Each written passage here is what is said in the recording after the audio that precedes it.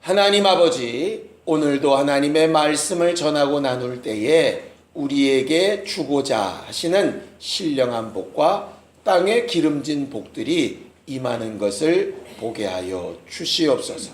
주를 경외하며 섬기고자 하오니 약속하신 복을 소망으로 삼고 주를 바라보려 할 때 참 주인 되신 하나님 앞에 부끄럽지 아니하는 우리 모두가 되도록 도와주시옵소서. 믿음으로 헌금한 손길들 위에 복을 주셔서 저들이 물질이 복이 아니라 하나님으로부터 오는 것이 복인 것을 고백하였사오니 약속하신 참 복으로 채우시고 충만케 되게 하여 주시옵소서. 예수님의 이름으로 기도하였습니다. 하나님의 말씀은 마태복음 6장 19절에서 24절까지 말씀을 함께 같이 합독하겠습니다. 마태복음 6장 19절에서 24절까지 말씀을 함께 같이 합독하겠습니다. 함께 읽습니다. 시작. 너희를 위하여 보물을 땅에 쌓아두지 말라. 거기는 좀과 동록이 해하며 도둑이 구멍을 뚫고 도둑질하느니라. 오직 너희를 위하여 보물을 하늘에 쌓아두라. 거기는 좀이나 동록이 해하지 못하며 도둑이 구멍을 뚫지도 못하고 도둑질도 못하느니라. 내 보물 있는 그곳에는 내 마음도 있느니라. 눈은 몸의 등불이니 그러므로 내 눈이 성하면 온몸이 밝을 것이요 눈이 나쁘면 온몸이 어두울 것이니 그러므로 내게 있는 빛이 어두우면 그 어둠이 얼마나 더하겠느냐. 한 사람이 두 주인을 섬기지 못할 것이니 혹 이를 미워하고 저를 사랑하거나 혹 이를 중히 여기고 저를 경히 여김이라. 너희가 하나님과 재물을 겸하여 섬기지 못하느니라. 아멘. 우리 하나님은 자기를 섬기는 자에게 복을 약속하신 하나님이십니다. 우리가 지난 주일에 들었던 말씀 기억나시죠? 하나님을 섬기는 것이 복입니다. 세상 사람들은 행한 것이 없이 거저 받는 걸 복이라고 착각하는데 성경은 행한 것에 대하여 대가를 받는 것을 복이라고 말하고 있습니다. 성경을 좀 보죠. 시편 115편 12절 13절입니다. 시편 115편 12절 13절입니다. 함께 읽겠습니다. 시편 115편 12절 13절 함께 읽습니다. 시작. 여호와께서 우리를 생각하사 복을 주시되 이스라엘 집에도 복을 주시고 아론의 집에도 복을 주시며 높은 사람이나 낮은 사람을 막론하고 여호와를 경외하는 자들에게 복을 주시리로다. 이렇게 말하고 있죠. 아브라함의 자손이기 때문에 아론의 자손이기 때문에가 아니라 아브라함의 자손이라면 아브라함이 하는 일을 할 것이다 하신 것처럼 아브라함이 했던 믿음의 일을 하는 자에게 아론이 했던 제사장의 일을 하는 자에게 높은 자든 낮은 자든 뭐를 가진 자든 가지지 못한 자든 그것으로 구별하는 것이 아니라 하나님을 경외하고 섬기는 자에게 복 주시는 분이 하나님이시다라고 이렇게 말하고 있어요. 우리가 의지하고 사모해야 될 말씀이 바로 이 부분입니다. 우리는 분명히 우리가 행한 것이 없이 은혜 받은 사람들이 맞습니다. 문제는 은혜 받은 사람들이 그 다음을 어떻게 할 거냐 하는 것이죠. 예수 믿는 사람들이 많이 착각하는 것 중에 하나가 뭐냐면요. 은혜를 주신 하나님이 은혜로 이것도 더하시고 저것도 더하시고 그 다음도 더하시고 끝까지 은혜로 더하실 거라고 착각을 하는 거예요. 성경은 우리가 본래 자격도 없고 능력도 없고 가진 것도 없기 때문에 하나님이 주시는 생명과 호흡으로 살아야 하고 하나님이 주시는 용서와 은혜로 구원을 받아야 하는 것을 잘 아셔서 우리에게 생명과 호흡과 주 예수 보혈의 은혜를 통한 구원을 미리 주시는 분이 맞습니다. 그래서 신앙생활의 첫 번째는 은혜를 받고 인정하는 게 첫 번째예요. 하나님이 내 주인이시고 아버지시라 내게 생명도 주시고 은혜도 주시고 내게 소망도 약속하신 것을 인정하는 게 신앙의 첫 번째입니다. 그런데 그렇게 인정되어 은혜를 받은 다음에 예를 들어서 애굽에서 10가지 재앙으로 이스라엘이 뭘 잘해서 자유하게 된 게 아니죠. 하나님께서 일방적으로 10가지 재앙으로 애굽 왕 바로를 제어하셔서 그들을 자유하게 해 놓으셨어요. 홍해바다 앞에서 그들이 뭘 잘한 게 있어서 홍해바다를 건너서 침례를 받은 게 아니었죠. 그저 하나님께서 물 갈라주시고 건너오게 하셨어요. 그렇게 은혜로 구원을 얻고 은혜로 홍해바다를 건너게 하신 다음에 하나님이 주신 구원, 하나님이 주신 자유, 하나님이 주신 생명 가지고 그 다음부터는 하나님 말씀대로 어떻게 살 거냐를 선택을 하는 거죠. 그렇게 잘 선택을 하여 믿음으로 끝까지 행한 여호수아와 갈렙은 가나안 땅을 보상으로 얻는 것이고 그렇지 못했던 1세대는 광야에서 다 죽어가죠. 구원을 못 받았다는 게 아니라 구원은 받았는데 가나안 땅의 보상은 받지 못한 거죠. 결과적으로 신앙생활의 단계가 이렇게 되는 겁니다. 먼저 은혜를 받는 것에서 받은 은혜를 어떻게 사용할까를 잘 선택하고 선택한 것에 대한 결과를 보상으로 받는 거예요.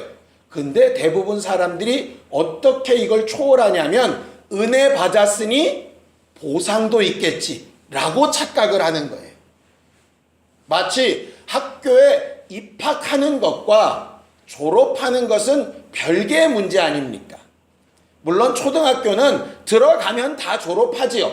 그러나 대학은 그렇지 않잖아요. 들어갈 때 힘겹게 들어가도 들어가서의 성적이 제대로 되지 않으면 졸업 자체가 안 되는 것처럼 신앙생활도 마찬가지라는 걸 자꾸 잊어버리는 거예요. 그래서 은혜를 받는 것이 1번, 받은 은혜로 주를 섬기는 것이 2번, 섬긴 것에 대한 결과로 보상을 얻는 것이 3번이에요. 근데 자꾸 원수는 중간에 이 두 번째를 빼라는 거예요. 은혜 받았으니 다 될 거라는 거예요.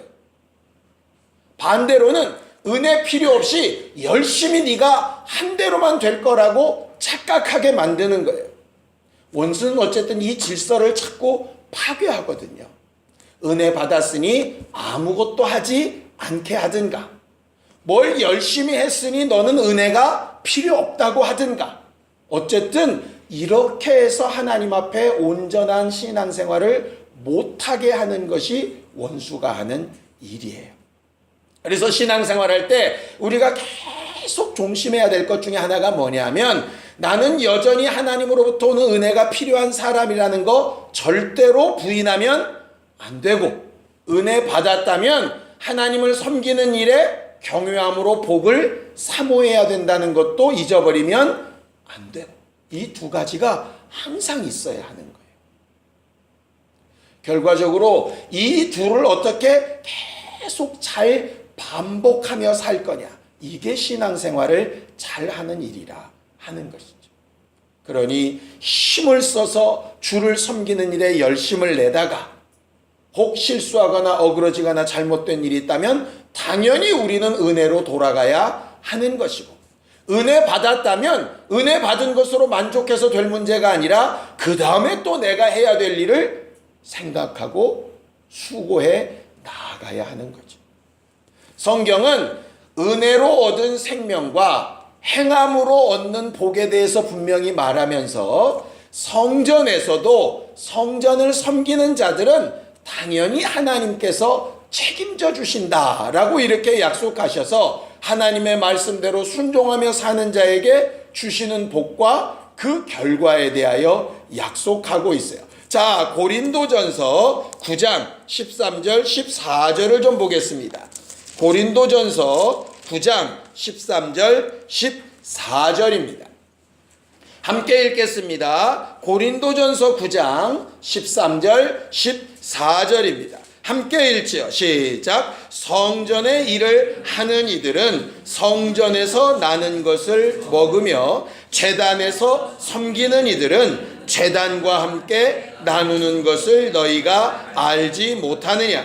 이와 같이 주께서도 복음 전하는 자들이 복음으로 말미암아 살리라 명하셨느니라. 그렇게 되어져 있어요. 이 말이 무슨 얘기냐면 이겁니다. 우리를 성전 삼고 들어오셔서 우리를 하나님과 만나고 또 만나게 하는 일을 하게 하셨는데, 하나님을 만나는 일, 하나님을 만나게 하는 일에 사용되어지고 일하는 사람이라면 그것을 가지고 먹고 사는 일을 책임져 주시겠다. 바로 이 부분이에요. 우리가 주를 위하여 행한 것이 있다면 그것은 결코 땅에 떨어지지 않게 보상해 주시겠다는 얘기예요. 그 앞에 보면 율법에 이런 말이 있다. 어떤 말이냐? 곡식 떠는 소의 입에 망을 씌우지 말라 하는 율법의 말씀이 있어요. 우리가 곡식을 이렇게 갈거나 이렇게 하는 일에 소를 이렇게 사용을 하지 않습니까? 그때 소가 곡식을 먹거나 아니면 나락을 이렇게 베거나 그렇게 하지 못하도록 망 씌우지 말라는 거예요. 무슨 얘기냐면 일한 만큼 먹을 수 있도록 보장해 주라는 얘기죠. 그러면서 얘기합니다. 이 말씀이 어찌 소를 위해서 하셨겠는가? 이렇게 말하고 있어요. 소도 일을 시켰을 때에는 먹을 것에 대하여 보장해 줘야 되는데 사람이야 오죽하겠는가? 이런 부분입니다. 그래서 성경은 이렇게 얘기하죠. 네가 누구를 고용하고 있거나 네가 누구에게 일을 시켰다면 반드시 거기에 대해서 품삯을 인색하거나 뒤로 미루지 말아라. 하나님께서 반드시 보응하신다. 이렇게 말하고 있어요. 왜냐하면 주지 아니하는 싹과 거기에 대한 합당한 대가를 치르지 않는 것에 대해서 하나님께서 갚아주시겠다는 거예요. 결국 하나님이 그렇게 하신다는 거죠. 우리에게 그렇게 명하신 하나님이 하나님의 일에, 하나님을 기쁘시게 하고 하나님을 섬기는 일에 수고하는 자의 수고를 과연 그대로 두고 보실까? 계시록 22장 12절에는 이렇게 얘기합니다. 반드시 내가 다시 오는 날에 행한 대로 갚아줄 거다. 신앙생활의 가장 기본은 내가 하나님을 어떻게 예배했는지, 어떻게 섬겼는지, 하나님 앞에 어떤 종이 되었는지를 분명히 심판하는 날이 있고 그것을 가지고 반드시 하나님께서 책임지우실 때와 책임을 다해 주실 때가 있다 하는 거죠. 하나님을 섬긴다라고 하는 것이 종되는 일이라고 우리가 배웠지 않습니까? 결국 다른 말로 하면 하나님이 우리를 책임져 주신다 하는 말인데요. 우리는 일생 동안 하나님을 섬기는 일에 나이가 적든 많든 오래 믿었든 그렇지 아니하든 간에 은혜 받았다면 하나님을 섬기는 일에 어떻게 행동해야 될까? 이것을 잘 선택하는 신령한 성전들이 되기를 예수님의 이름으로 축원합니다. 벌써 제가 3주째 섬김에 대해서 이야기를 합니다. 왜냐하면 성전과 섬김은 뗄래야 뗄 수 없는 관계이기 때문에 그래요. 섬기지 않는 성전은 필요 없습니다. 섬김이 없는 교회는 필요 없습니다. 섬김이 없는 그리스도인은 그리스도인이 아니에요. 결국 이 섬김이라고 하는 문제, 진짜 주인을 찾고 진짜 주인 앞에 내 수고를 내어드리고 그 보상을 얻으려고 하는 문제는 우리가 일생 신앙생활하는 동안에 잊어버리지 말아야 될 부분이에요. 우리가 많은 시간을 공부를 하고 결국 하려는 것은 좋은 직장 얻으려고 하는 것이죠. 좋은 직장을 얻는다는 얘기는 내가 일한 만큼 대우를 제대로 받는 것 아니겠습니까?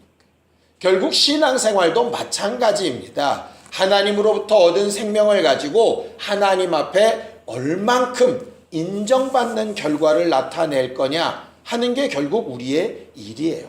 왜냐하면 마지막 날 하늘에서 우리가 행한 일의 결과가 그대로 기다리고 있을 것이기 때문에 그래요. 오늘 그래서 성경에는 이렇게 얘기를 합니다. 자, 19절, 20절 본문으로 돌아가서 함께 같이 읽겠습니다. 19절, 20절입니다. 함께 읽습니다. 시작. 너희를 위하여 보물을 땅에 쌓아두지 말라. 거기는 좀과 동록이 해하며 도둑이 구멍을 뚫고 도둑질하느니라. 오직 너희를 위하여 보물을 하늘에 쌓아두라. 거기는 좀이나 동록이 해하지 못하며 도둑이 구멍을 뚫지도 못하고 도둑질도 못하느니라. 그렇게 되어 있죠. 여기 좀이라고 하는 것은 벌레지요. 옷이나 이런 천 같은 것들을 갉아먹어 못 쓰게 만드는 그것이 벌레가 좀이라고 하는 거죠.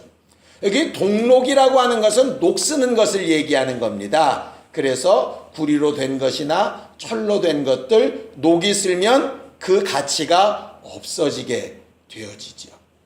여기 도적이 구멍을 뚫지도 못한다 이렇게 되어져 있는데요. 이스라엘 집 벽들은 다 흙으로 돼 있어 가지고요. 그래서 도둑이 안방 깊숙한 곳에 이렇게 돈이나 이런 보물들을 놓으면 보물이 있을 만한 쪽 그 벽에다가 물을 이렇게 뿌려 가지고 긁어서 구멍을 실제로 뚫어 가지고 이렇게 가져가기도 했다고 그래요.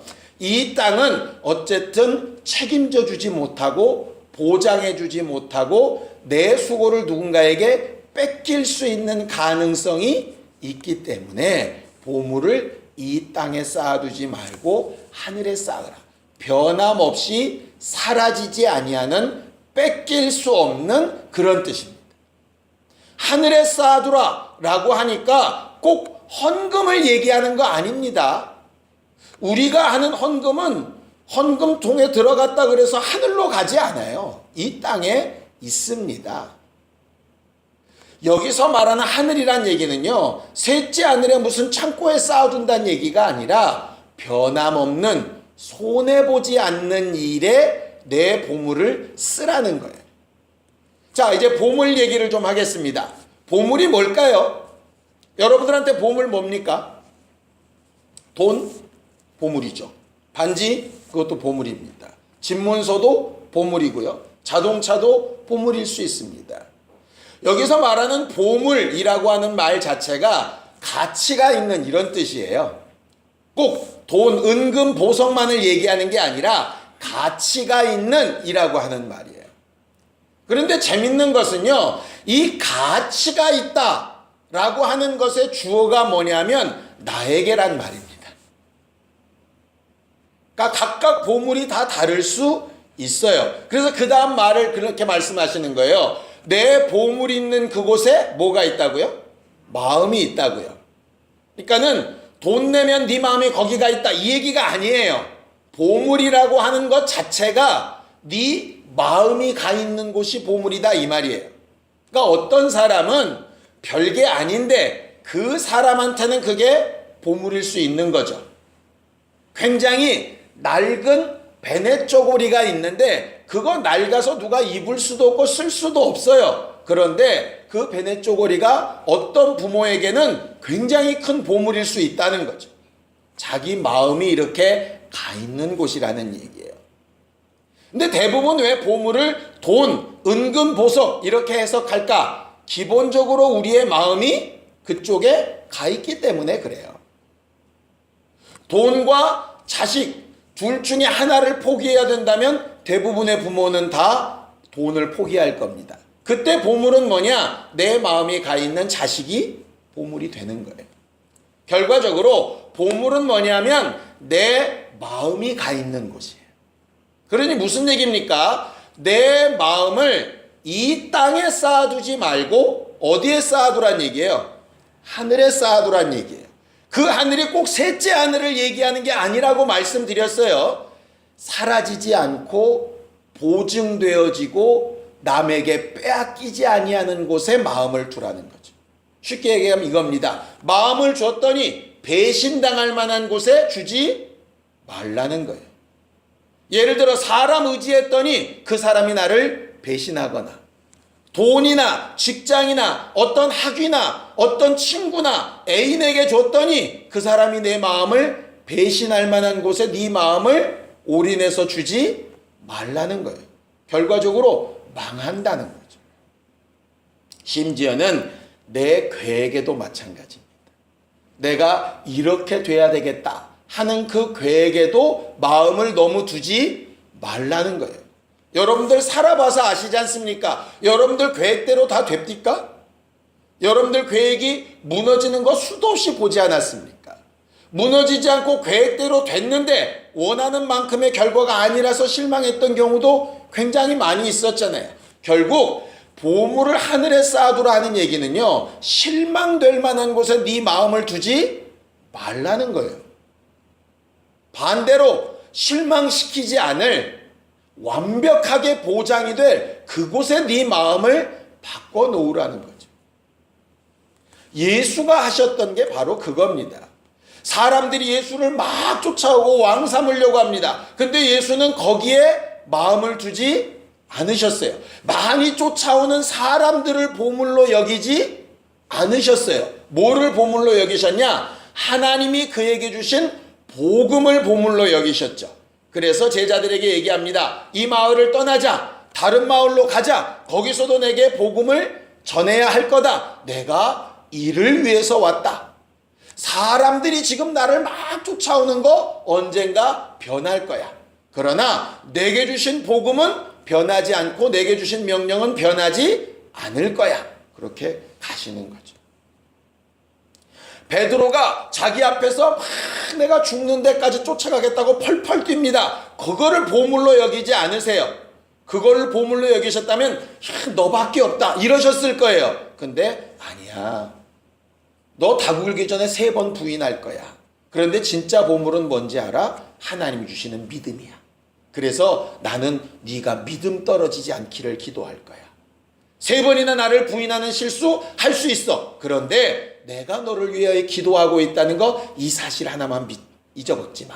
이거는 변하지 않는 보물이야. 이렇게 말씀하시는 거죠. 겟세마네 동산에서 3번이나 자기의 계획을 말씀하십니다. 내 생각에는 이 잠이 좀 지나갔으면 좋겠습니다. 그런데 그 생각과 자기 계획도 보물로 여기지 않으시는 거예요. 뭘 보물로 여기시느냐? 아버지 계획이 더 완전할 거라고 믿으시는 거죠. 그래서 그 일을 향해서 가시는 거예요. 예수의 생애가 왜 제대로 된 믿음이냐면 예수님의 선택은요, 변화무쌍하고 감당하지 못하는 것에 마음을 두신 적이 없어요.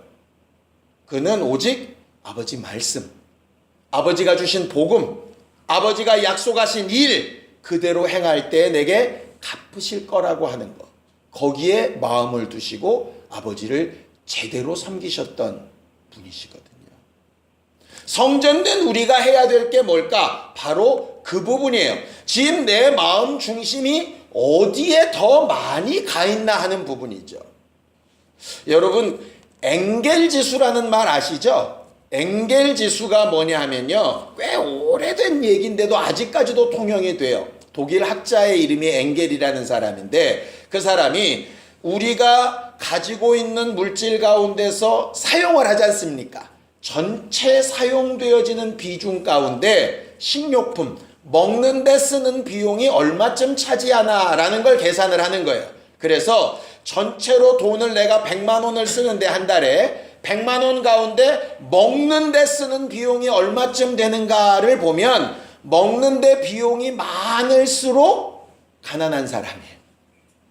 먹는 데 쓰는 비용이 적을수록 부자다. 이렇게 이야기를 하는 거죠. 그런데 생활이 점점 발전돼 가면서 이제 엔겔 지수 가지고는 잘 이게 구분이 잘 안 된대요. 분명히 먹는 병이 그렇게 많지는 않은데 다 못 산다고 생각을 하는 거예요. 그래서 그 후에 나온 게 슈라베 지수라는 게 있대요. 어렵죠? 저도 공부하느라고. 슈라베 지수는 뭐냐면 주거비로 나가는 비용이 얼마나 되나. 가진 재산 가운데 도대체 여기 땅에다 집 짓고 사는 비용, 월세가 됐든 전세가 됐든 사는 비용이 됐든 이렇게 부동산에 들어가는 비용이 얼마나 되나. 그래서 부동산에 들어가는 비용이 많으면 많을수록 가난한 사람이래. 쓸 돈이 없어. 뭐 이렇게 되는 거죠. 그런 식의 지수가 되게 많더라고요. 왜 그러냐면 사람들이 어디에 많이 쓰냐에 따라서 그 사람들의 삶의 질이 결정이 막 나는 거예요. 먹는 데 쓰기 급급한 사람은 딴 데 쓸 겨를이 없죠. 나 먹기도 바빠 죽겠는데 누구를 도와요? 그죠? 나 살기도 급급한데 너 남을 어떻게 돌아봐? 그러니까 결국 무슨 얘기냐면 이 모든 게 자기를 위하여 쓰는 게 많으면 남을 위하여 쓸 게 없는 거예요. 그런데 선진국으로 갈수록 이런 비용이 점점점 주는 거죠. 자기 먹는 거, 자기 사는 거, 이 비용은 점점 프로테이지가 주는 거예요. 남은 걸 가지고 뭘 쓰냐? 구제하고 세금 내고 사회사업하고 이런 쪽으로 가는 거죠. 문화생활하고 이런 것들이죠. 결과적으로 우리들이 이렇게 보면서 이게 주머니에서 돈이 어느 쪽으로 나가는가 보면 이 사람이 소위 우리가 말하는 잘 사는 사람, 못 사는 사람 이게 구별이 되는 거예요. 이때는 정말 잘 살고 못 살고가 말이 되는 거예요. 나만 위해서 그냥 막 사는 거는 사실은 잘 못 사는 거죠. 성경에 말하는 개념대로 따지면. 성경도 계속 얘기하죠. 너를 위하여 이 땅에 쌓아두지 말라는 거예요. 정말 너를 위하는 방법은 뭐냐면 하늘에 쌓아두는 방법이라는 거죠. 하나님의 명하시고 보증하시는 방법이라고 하는 거예요. 그 방법으로 나는 얼만큼 쓰고 있지? 이게 딱 계산이 나오는 거죠. 그래서 우리는 그 부분을 좀 생각해 봤으면 좋겠어요. 주를 섬깁시다. 신앙생활 잘합시다. 막 이렇게 얘기를 할 때 과연 우리는 주를 잘 섬긴다라고 하는 거, 신앙생활을 잘 하고 있다고 하는 거, 뭐를 근거로 할까? 아까 말씀드린 것처럼 내가 잘 사는 사람이냐 못 사는 사람이냐를 소위 엔겔지수, 슈라베지수 뭐 이런 걸로 검증을 하듯이 우리는 신앙생활 잘하고 있다는 거, 하나님을 잘 섬기고 있다는 걸 뭘 가지고 검증을 할까? 결국 내 마음이 어디에 더 많이 가 있냐 이 말이죠. 나 잘 먹고 잘 사는 거에 더 많이 가 있는지, 내 자식 잘 먹고 잘 사는 거에 가 있는지, 주를 위한 무엇에 더 가 있는지. 시간도 마찬가지입니다. 내 많은 시간 가운데 하루 종일 24시간 동안 내가 어디에 가장 많이 쓰고 있는지, 내 한 달 수입을 어디에 가장 많이 쓰고 있는지. 우리가 이제 4월 되면 또 총회하겠지만 우리가 1년 동안 여러분들이 헌금한 내용을 교회가 사용을 하고 결산을 해보면 딱 답이 나와요. 우리 교회는 무슨 일 하고 있는 교회인지, 선교에 중심된 교회인지, 그저 먹고 같이 먹는데 막 많이 쓰는 교회인지, 막 놀러 나가는데 쓰는 교회인지, 건물을 위해서 막 투자하고 있는 교회인지, 돈 쓴 걸 보면 답이 딱 나오게 돼 있어요. 어떤 교회인지가. 그것처럼 우리의 신앙생활도 그렇게 결산하는 날이 있다 이 말이에요. 결산을 해봐야 우리가 전체 1년 예산 가운데 먹고 마시는데 너무 많이 썼구나. 그게 잘못됐다는 게 아니라, 그런데 우리를 위해서는 이만큼 썼는데 남을 위해서는 너무 적게 썼다. 이 비율을 좀 바꿔봐야 되겠다. 이렇게 해야 사실은 제대로 된 방향으로 가는 거잖아요.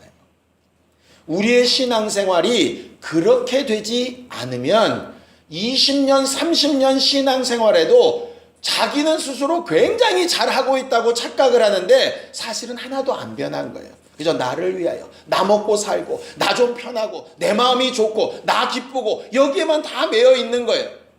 근데 그거를 주를 위한 것으로, 내 영혼을 위한 것으로 했다라고 착각을 하는 거죠. 이 눈이 열리고 바뀌지 않으면 하나님을 바라본다고 하면서 사실은 하나님은 아니라 내 배만 바라보면서 살아가는 신앙생활일 수 있는.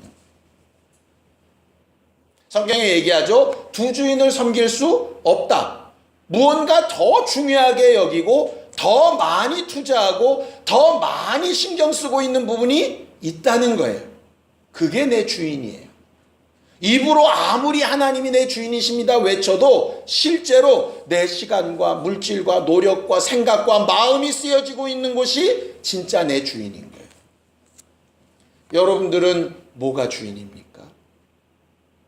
생각이 다르면 얼마나 다른 결과가 나오는지 기성세대와 새로운 젊은 세대들을 보면 알 수 있어요. 기성세대들의 기본적인 생각은 뭡니까? 오늘 하루 안 먹고 안 쓰더라도 내일 살아야 될 집을 위해서, 내일 해야 될 무슨 일을 위해서 아끼고 모으는 일을 하는 게 보통 기성세대들의 특징들이에요.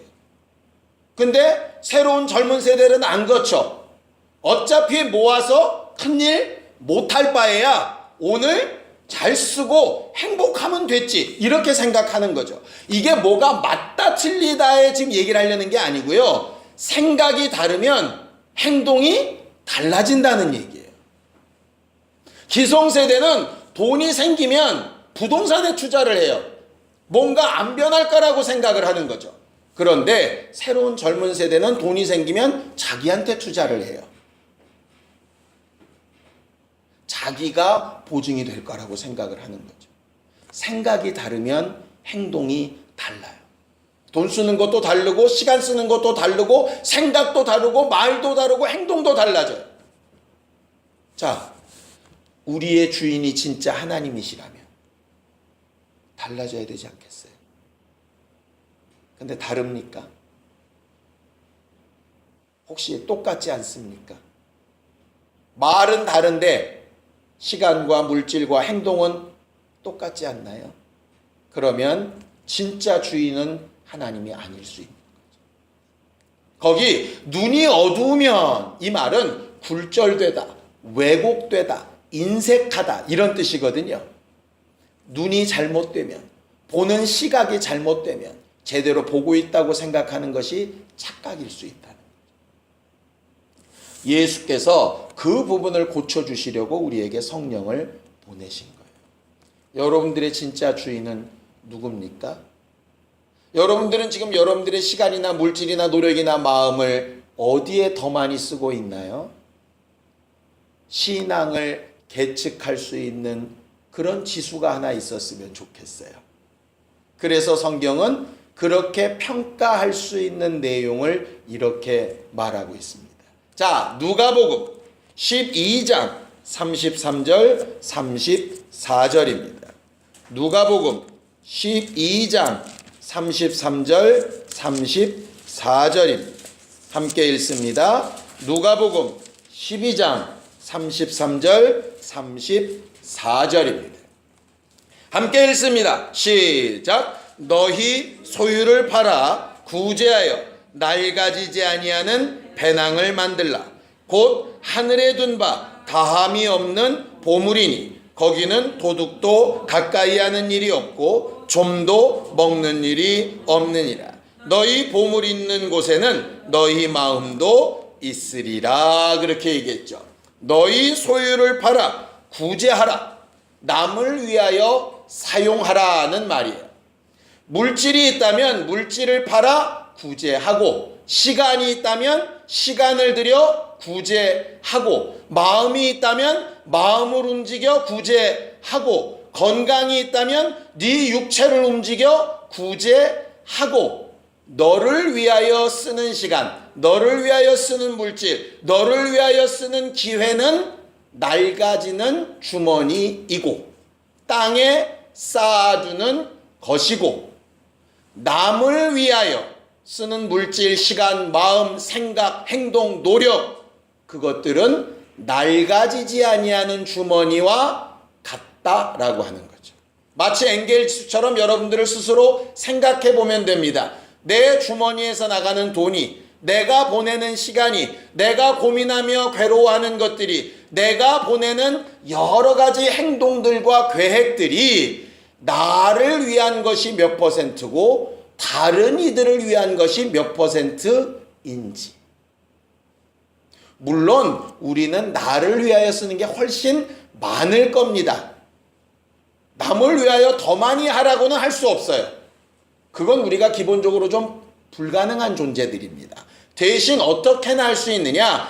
99% 나를 위해 살았던 자가 95, 90, 85, 80까지는 변할 수 있어요. 그 프로테이지가 얼만큼 되느냐에 따라서 낡은 주머니에 넣는지 낡아지지 않는 주머니에 넣는지를 검증해낼 수 있다라고 말씀하시는 거예요. 나를 위해 쓰지 않고 남을 위해 하는 게 손해보는 거 아닌가? 그 손해본다고 생각하는 부분을 하나님이 책임져 주시겠다고 했는데 그 주인을 네가 인정할 거냐 못할 거냐의 문제인 거죠. 또 그럼 이 세상에서 구제만 하면 되냐? 아니죠. 마가복음 10장 29절 30절입니다. 마가복음 10장 29절 30절입니다. 함께 읽습니다. 마가복음 9장 29절 30절입니다.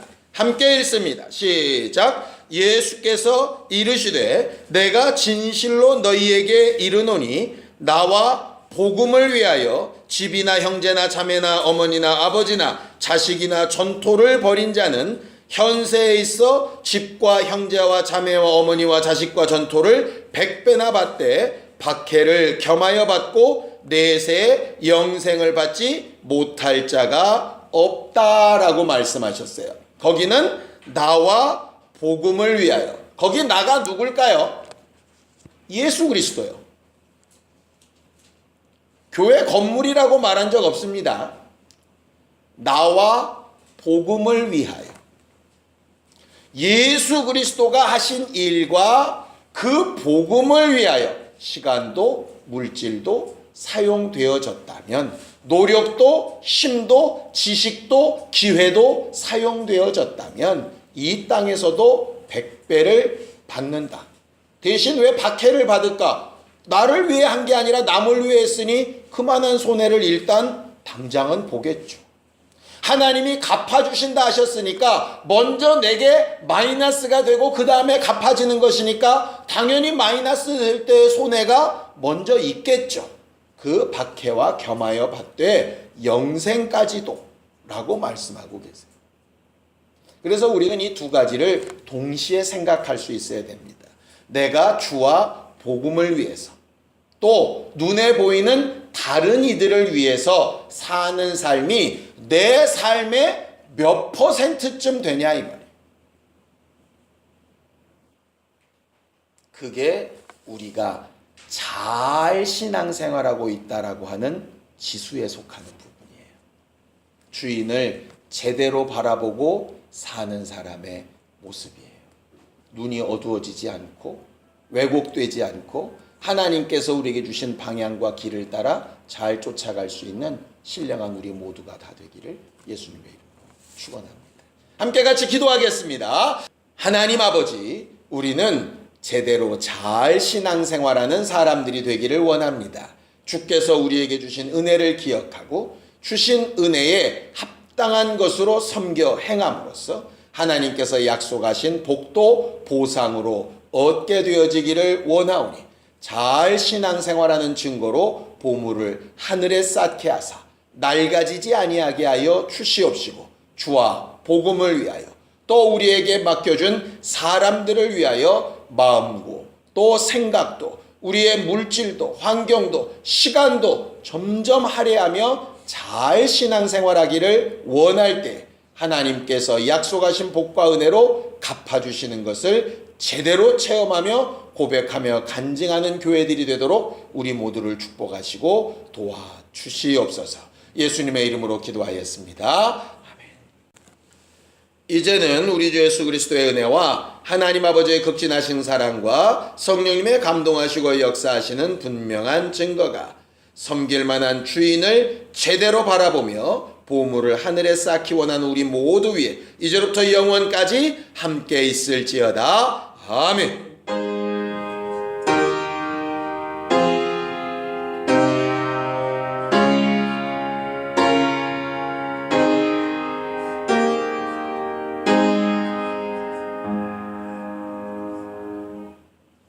우리 예배 받으신 하나님 앞에 감사한 박수 내겠습니다. 수고하셨습니다. 감사합니다. 안녕히 돌아가십시오.